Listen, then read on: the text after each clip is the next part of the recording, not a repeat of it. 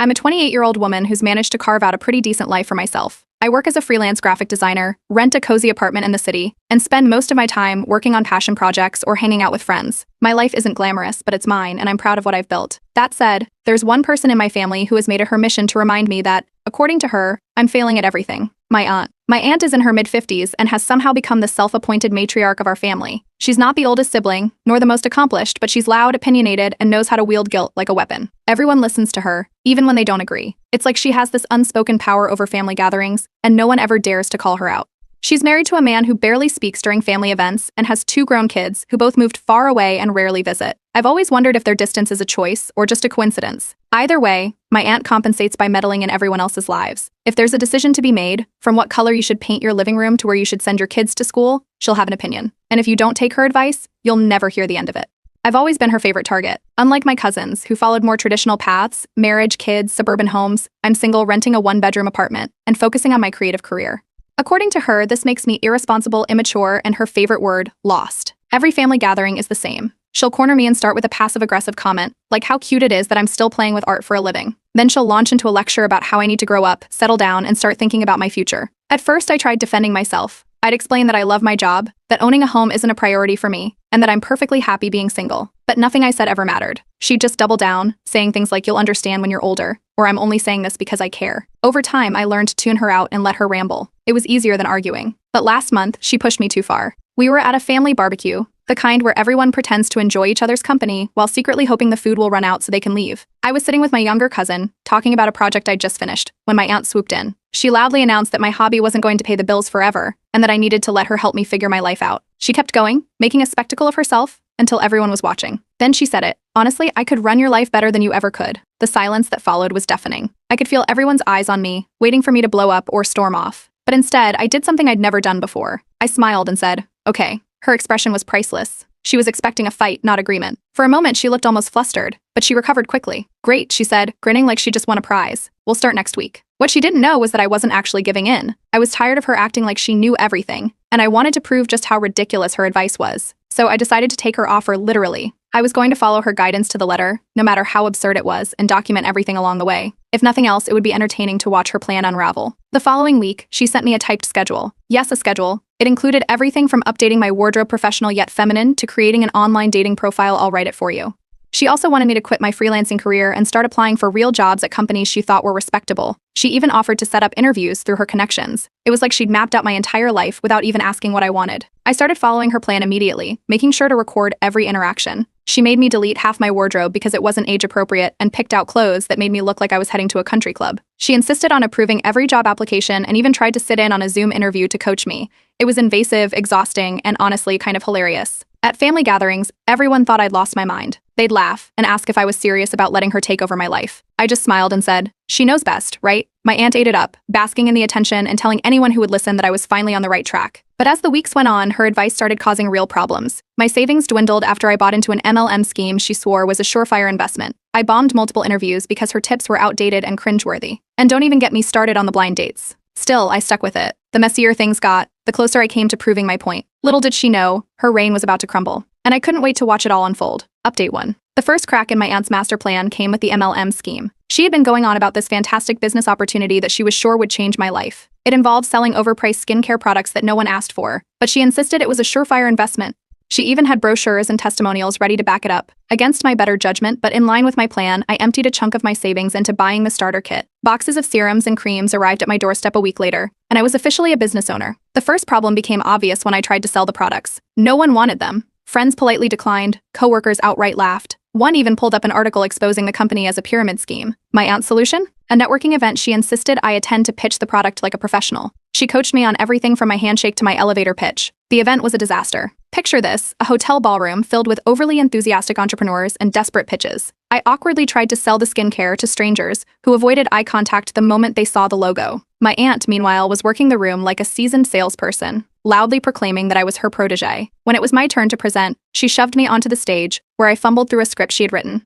By the end, I was so flustered I forgot to mention the product's name. The audience barely clapped, and my aunt was furious. She blamed me for not believing in the vision. Next came the wardrobe makeover. My aunt decided that my casual style was holding me back professionally and socially. She dragged me to a department store, where she insisted I buy classy staples, pencil skirts, blazers, and heels I could barely walk in. I looked like I was cosplaying as a 1980s office worker. My friends couldn't stop laughing when they saw me. One coworker asked if I had a court date, but my aunt beamed with pride, convinced I was finally looking put together. The job hunt was no better. She made me quit my freelancing gigs to pursue a real career. She created a list of companies she admired, none of which aligned with my skills or interests. She even rewrote my resume, filling it with cliches like detail-oriented go-getter and synergistic team player. I bombed every interview. One recruiter actually paused halfway through to ask if someone else had written my application. Still, my aunt insisted I wasn't trying hard enough and doubled down on her advice. Then came the blind dates. She set me up with a parade of men she thought were husband material. One was her friend's son, who spent the entire dinner talking about his crypto investments. Another showed up late, reeked of cologne, and asked if I'd consider quitting my job to become a full-time homemaker. When I told her about the disaster, she dismissed my complaints, saying I was too picky and needed to lower my standards. At this point, the family started noticing. My cousins, who had always been wary of her, began joking about how I was now her project. But their laughter turned to frustration when she started meddling in their lives too. She told one cousin to stop breastfeeding because it was inconvenient and another to take out a loan for a home renovation she deemed necessary. For the first time, the family began to push back, emboldened by my very public meltdown. Things escalated when the MLM scheme officially tanked. I still had boxes of unsold products cluttering my apartment, and the small loan I had taken to fund it was due. My aunt, instead of admitting defeat, insisted I needed to try harder and suggested hosting skincare parties. I refused, which led to a screaming match during a family dinner. She accused me of sabotaging her efforts and making her look bad. Other relatives chimed in, telling her to back off. For the first time, the room wasn't on her side.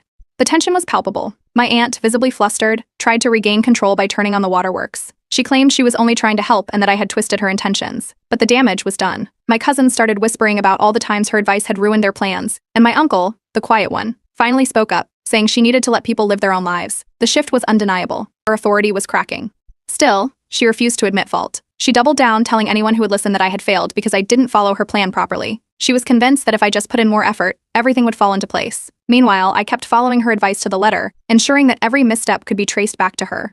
By the end of it, I was financially drained, emotionally exhausted, and left with an apartment full of useless skincare products. But I wasn't done yet. My aunt's credibility was unraveling, and I had no intention of stopping until everyone saw her for who she really was. Update 2. After the MLM disaster and the wardrobe and job hunting fiascos, my aunt shifted gears. She started telling everyone in the family that my failures were my fault, that I hadn't followed her advice properly, and that I lacked the drive to make her plan work. It didn't matter that I had done everything exactly as she told me. In her mind, I was the problem, not her advice. The cracks in her influence deepened when my cousins started speaking up. One cousin reminded everyone about the time my aunt convinced them to invest in a revolutionary fitness machine that ended up collecting dust in their garage. Another brought up how she had pushed their sibling to take out a loan for a fixer-upper house, promising it was a gold mine. That house ended up costing more in repairs than it was worth, and they had to sell it at a loss. As more relatives shared their stories, the mood shifted. My aunt's once loyal supporters started to distance themselves. Even her husband, who had always stayed out of family drama, stopped defending her. At one point, he muttered that he was tired of hearing her expert advice ruin people's lives. Things came to a head at a family dinner. I decided it was time to lay my cards on the table. I brought a folder filled with screenshots of texts, emails, and notes documenting every interaction I'd had with my aunt since this ordeal began. I started with the MLM pitch, showing the family how she had pushed me to drain my savings and take out a loan.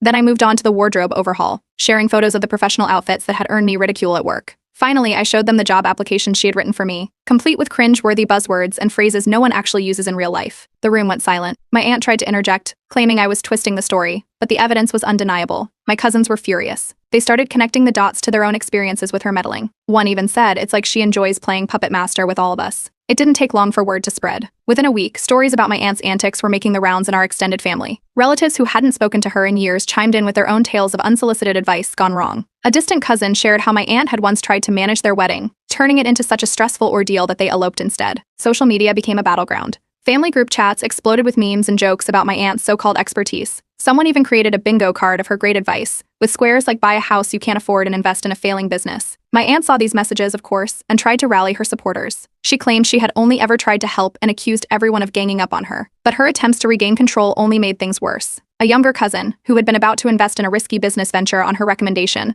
privately messaged me to say, "You saved me from a huge mistake.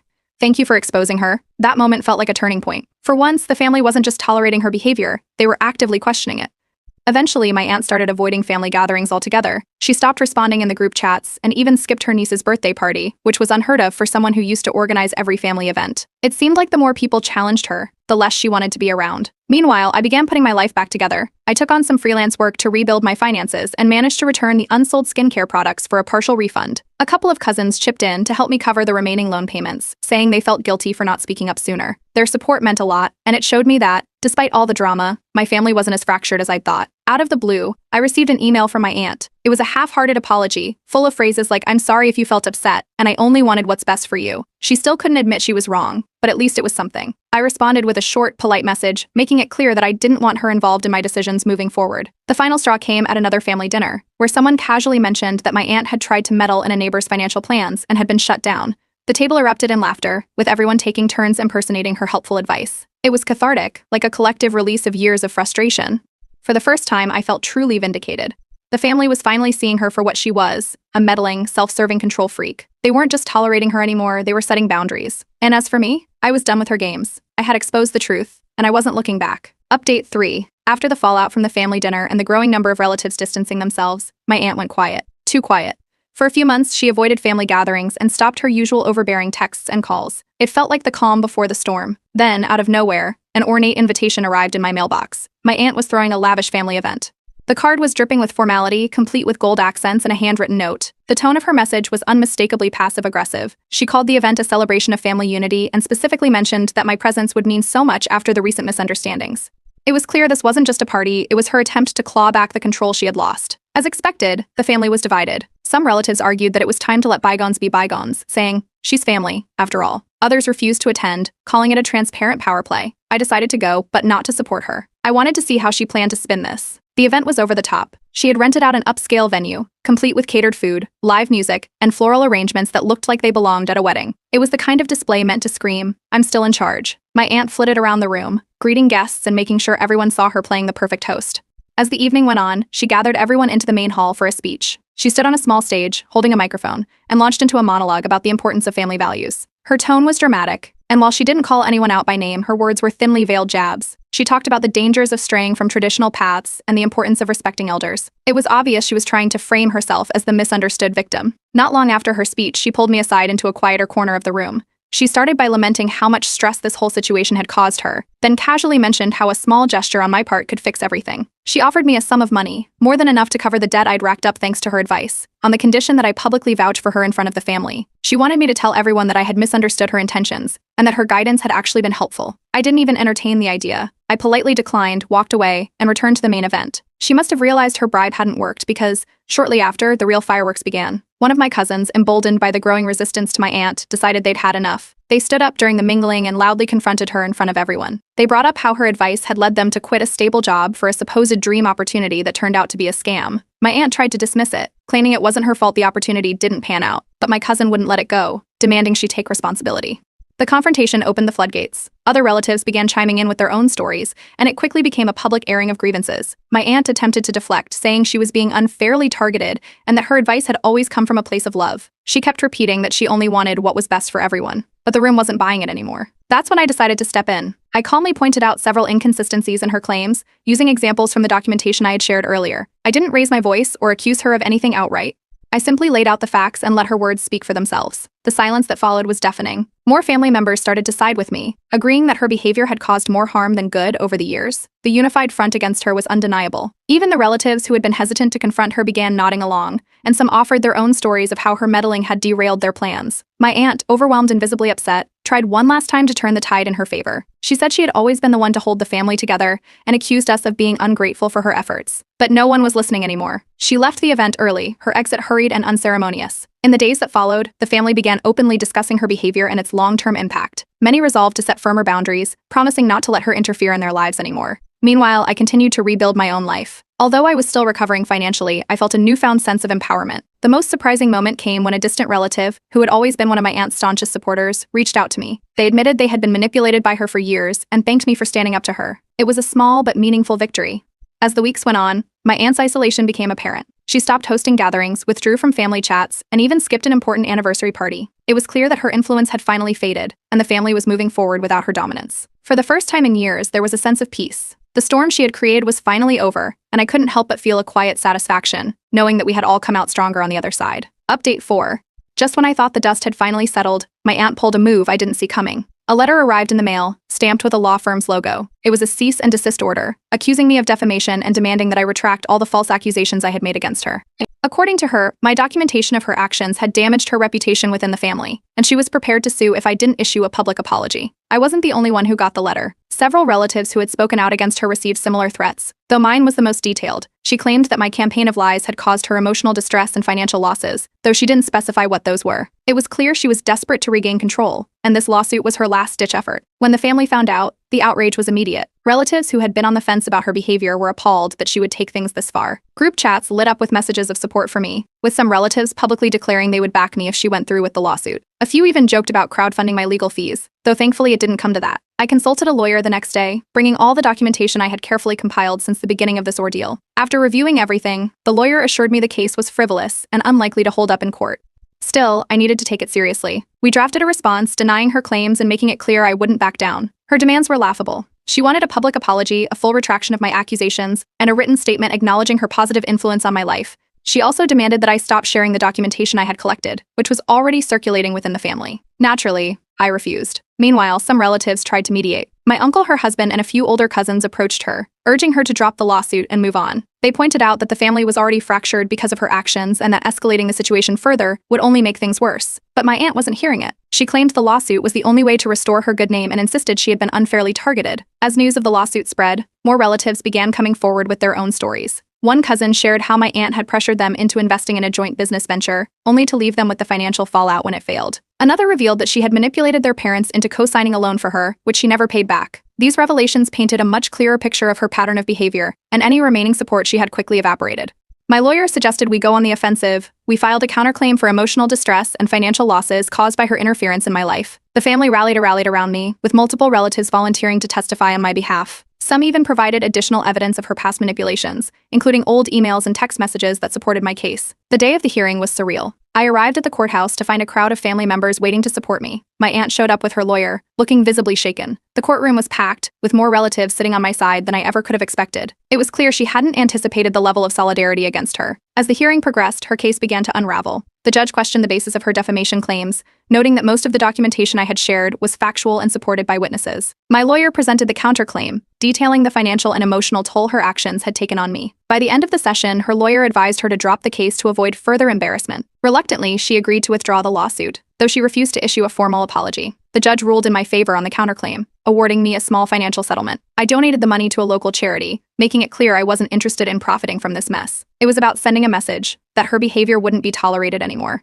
After the hearing, I addressed the family, thanking them for their support and encouraging everyone to set clear boundaries with her moving forward. I explicitly stated that I was done with her interference and hoped the family could finally move on without her dominance. In the weeks that followed, my aunt went completely silent. She stopped attending family events, withdrew from group chats, and seemed to retreat from the family entirely. Meanwhile, the atmosphere within the family shifted. Without her influence, relationships began to improve, and there was a sense of relief that we no longer had to tiptoe around her. Looking back, the lawsuit was the final nail in the coffin of her reign over the family. It was an exhausting ordeal, but in the end, it brought us closer together. For the first time in years, the family felt united, not under her control, but in spite of it. Update 5. After the lawsuit debacle, my aunt's reputation within the family was beyond repair. The once commanding matriarch now found herself largely ignored. Invitations to family events dried up, her messages in group chats were met with silence, and even her closest allies in the family began keeping her at arm's length. It was as if everyone had collectively decided that life was better without her constant interference. Without my aunt's domineering presence, the family's dynamic shifted in a way I hadn't anticipated. Communication improved. People started resolving conflicts without the usual layer of manipulation she used to stir the pot. Family gatherings became less tense, and decision-making felt more collaborative. For the first time in years, it felt like we were functioning as a unit rather than a chessboard for her games. Meanwhile, I focused on rebuilding my life. With the lawsuit behind me, I threw myself into finding stable work. After a few months of searching, I landed a job with a creative agency that not only paid well but also allowed me to work on projects I genuinely enjoyed. My finances, which had been in tatters thanks to the failed MLM scheme, slowly began to recover. I even managed to pay off the remainder of the loan I had taken out, finally closing that chapter of my life. Speaking of the MLM, it didn't last much longer after my involvement ended. The company faced mounting legal troubles of its own, and within a year, it officially shut down. I made it a point to warn others about falling into similar traps, sharing my experience on social media and within local creative communities. The response was overwhelmingly positive, and it felt good to turn something negative into a cautionary tale that might help others. My aunt, however, wasn't ready to fade into obscurity quietly. Unable to control her narrative within the family, she turned to outsiders. She began telling friends and acquaintances that she was the victim of a family-wide smear campaign. She painted herself as the misunderstood matriarch who only wanted the best for her relatives, only to be betrayed. But her attempts to gain sympathy didn't go far. Most people had either heard the truth or found her stories too far-fetched to believe.